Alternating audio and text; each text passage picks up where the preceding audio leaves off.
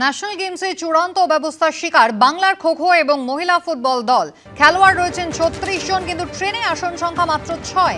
ট্রেনের মেঝেতে শুয়ে ঠেসাঠেসি করে বসে ৩৬ ঘন্টার যাত্রা। খেলোয়াড়দের জন্য ট্রেনের টিকিটই জোগাড় করতে পারেনি কর্মকর্তারা। বেঙ্গল অলিম্পিক সংস্থার কর্তাদের ভূমিকায় প্রশ্ন উঠেছে। আজ উত্তরাখণ্ডে শুরু হচ্ছে ৩৮তম ন্যাশনাল গেমস। টুর্নামেন্টের একদিন আগেই পৌঁছেছে বাংলার খো-খো, মহিলা ফুটবল দল এবং সাঁতারুরা।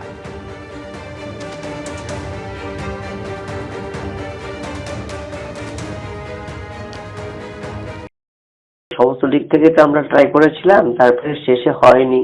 এখন আমাদের খেলার মাঠের ব্যাপার, পৌঁছতেই হবে। আমরা তো অ্যামেচার গেলেও অনেক সময় এরকম সমস্যা পড়ি, এখন ওভারকাম করতে হবে। অ্যাডজাস্ট করে মোটামুটি অসুবিধা হয়নি, আমরা বেরিয়ে গেছি। কি করবো, ভিআইপি চিঠি তো করা হয়েছিল, তাও তো করা গেল না। টিম যেটা ছিল 3টে বগি, এতগুলো টিম, আমরা নিজেরা কি করে ম্যানেজ করে একটা জায়গায় নিয়েছি, এবং যারা টিটিরাও আমাদের যথেষ্ট হেল্প করেছে, অসুবিধা হয়নি, নো প্রবলেম। আমরা কালকের জন্য লড়াই করছি, এখন এইসব সব ভুলে গেছি।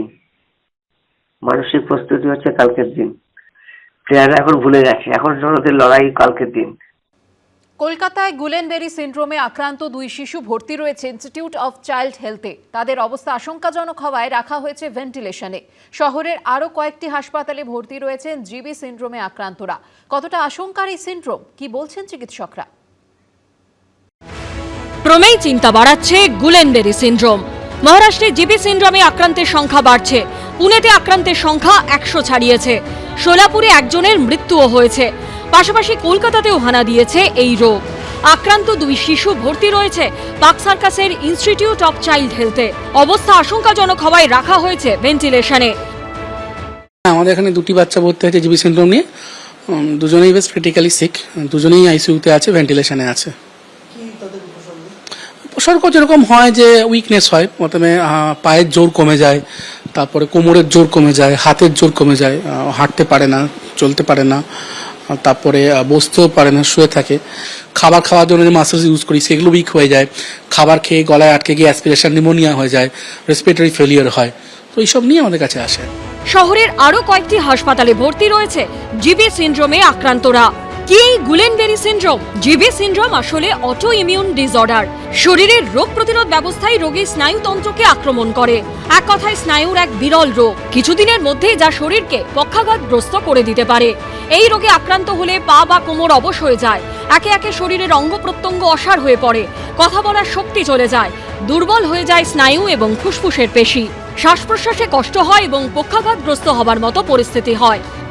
এখানে নার্ভস গুলো মেইনলি এফেক্টেড হবে এবং প্যারালিসিস হতে শুরু করে। তারপরে হাসতে থাকবে, আরো উপরে উঠতে শুরু করলে তখন তার শ্বাসযন্ত্র বা হাতের মাসেল গুলো এফেক্টেড হতে থাকে। এইটা খুব মারাত্মক।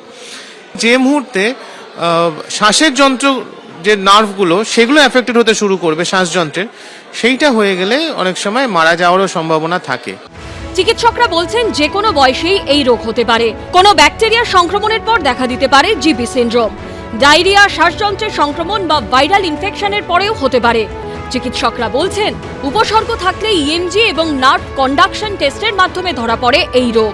সময়মতো চিকিৎসা শুরু হলে বেশিরভাগ ক্ষেত্রেই রোগ নিরাময় সম্ভব। সন্দীপ সরকারের রিপোর্ট, এবিপি আনন্দ, কলকাতা।